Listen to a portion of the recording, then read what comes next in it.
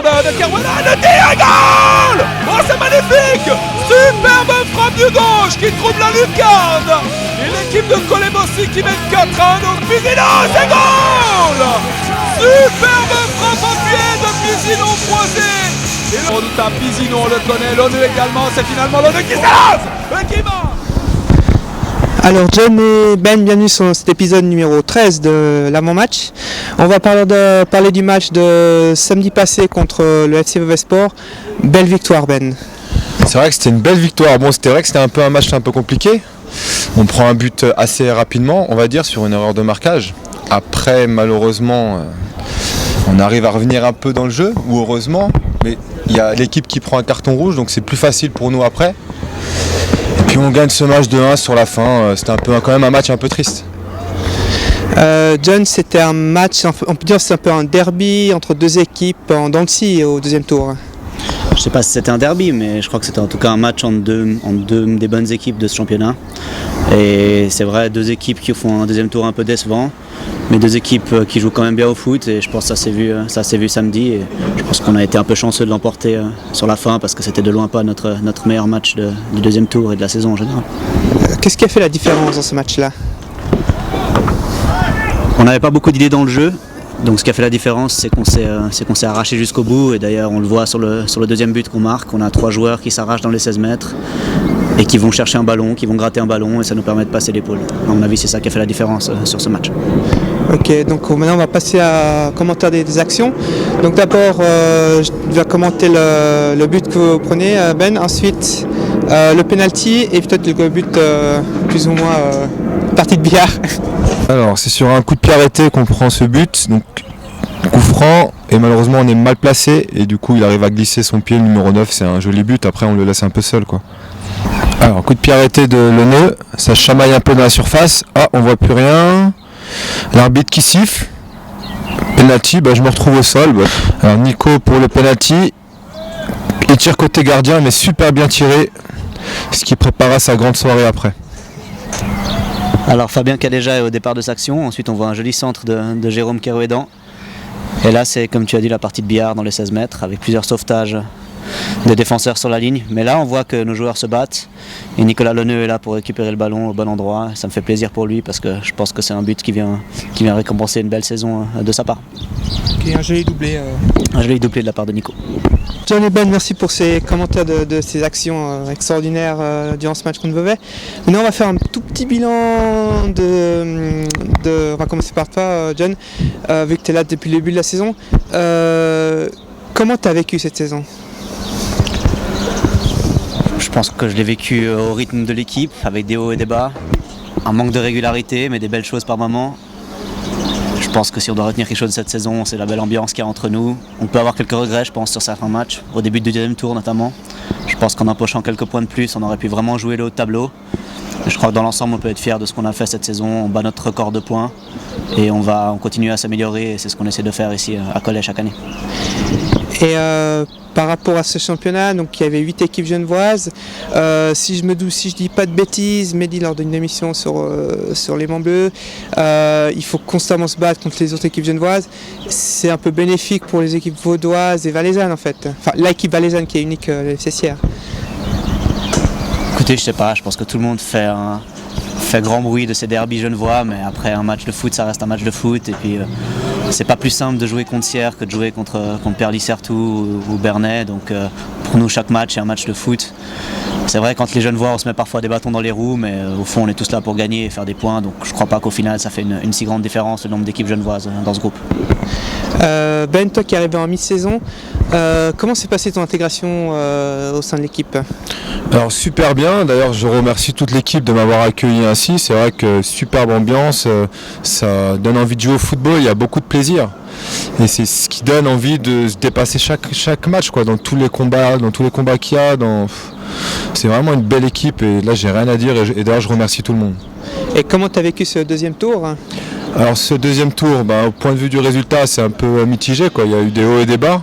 On n'a pas été assez régulier, ce qui est dommage, c'est vrai, mais je pense que pour l'avenir, ça s'annonce bon, quoi. Je pense que pour l'année prochaine, avec une ou deux recrues en plus, je pense qu'on peut vraiment viser le haut de tableau. Et maintenant, on va parler du match de samedi contre le CS Chenois. Ton ancien club au tour précédent, tu as vécu quelques saisons là-bas. Hein. Oui, j'ai vécu l'année de Première Ligue, donc la descente en deuxième Ligue Inter. Après, on a essayé de remonter directement derrière, mais ça n'a pas marché. Puis là, c'était un peu la descente aux enfers, quoi. Ce qui m'a fait quitter le club au mois de janvier, c'est qu'on avait beaucoup de mal, et puis c'était un peu flou au niveau du club vis-à-vis de moi. Donc là, j'espère qu'on va gagner ce dimanche, mais ce samedi, pardon. C'est vrai que si on gagne, ça va être peut-être la descente pour eux. Ouais. Mais malheureusement, c'est le football, quoi. Nous, on a un championnat à finir comme il faut, donc il faut absolument gagner ce match, quoi. John, je vais rebondir sur ce qu'a dit Ben. Samedi, vous avez en guillemets le rôle d'arbitre. Parce que si vous gagnez, Chenois sera quasiment relégué. Et un autre résultat pourra donner espoir à Chenois et puis GS être en danger. C'est vrai qu'on se retrouve dans cette position un peu d'arbitre de la lutte contre la relégation, mais je crois que ça ne nous concerne pas au final. Nous, on est là pour faire notre match.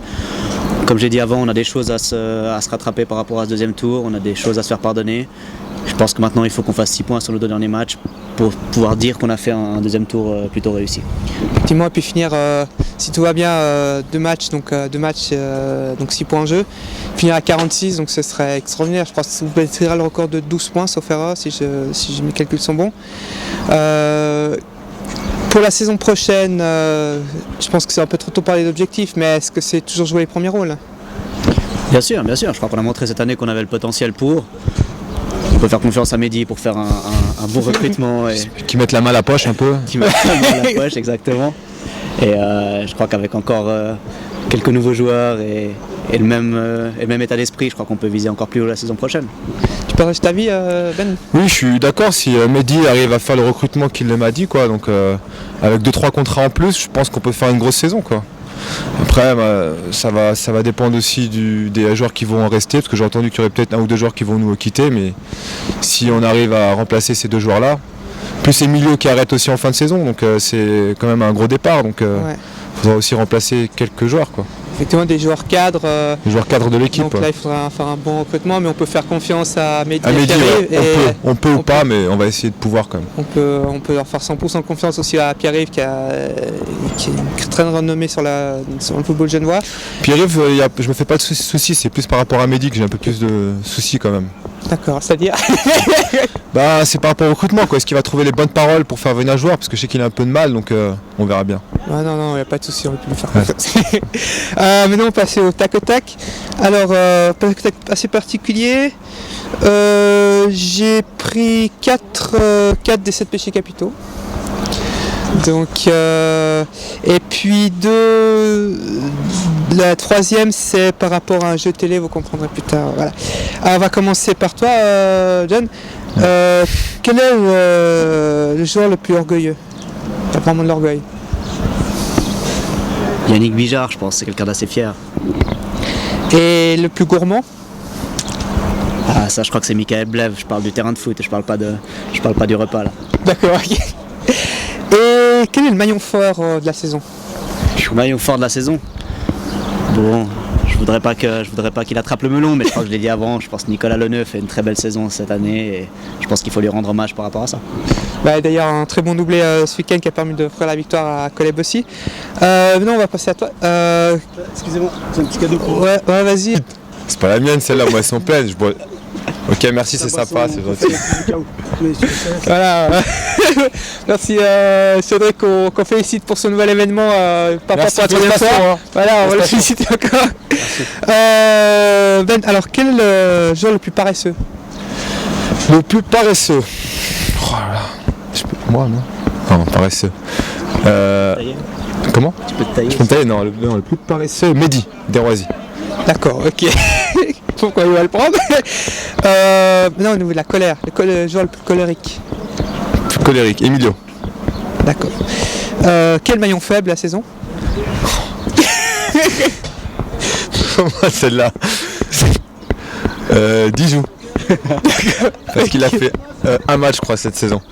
Donc le maillon faible, c'était lui, il nous a servi à rien. Ah là, pour le deuxième tour, il a fait un match. Non, en fait, il nous a servi à rien. Dans toute la saison, il sert à rien. D'accord. Ok. C'est pas la peine, il sert à rien. Dans les soirées, il nous sert à rien. Pour danser, il nous sert à rien. Sur le terrain, il sert à rien. Mais vraiment à rien. Vraiment, je sais pas qu'est-ce qu'il fait là. C'est quoi son rôle dans le club en fait? Ouais. Ça dépend quoi. Il va sortir une petite blagounette, mais voilà. Ouais, avec, on va voir si, avec son nouveau événement, si ça va continuer j'espère comme il a l'émission avec son acolyte, voilà, on verra quoi. J'espère qu'il va être moins blessé déjà. Ouais. Ouais, j'espère qu'il va récupérer assez vite. Merci beaucoup pour cette participation à la 13e épisode. Demain, selon comment on va diffuser l'émission, j'espère que ce soit publié avant le tournoi Crespinic qui est demain, donc jeudi 29 mai.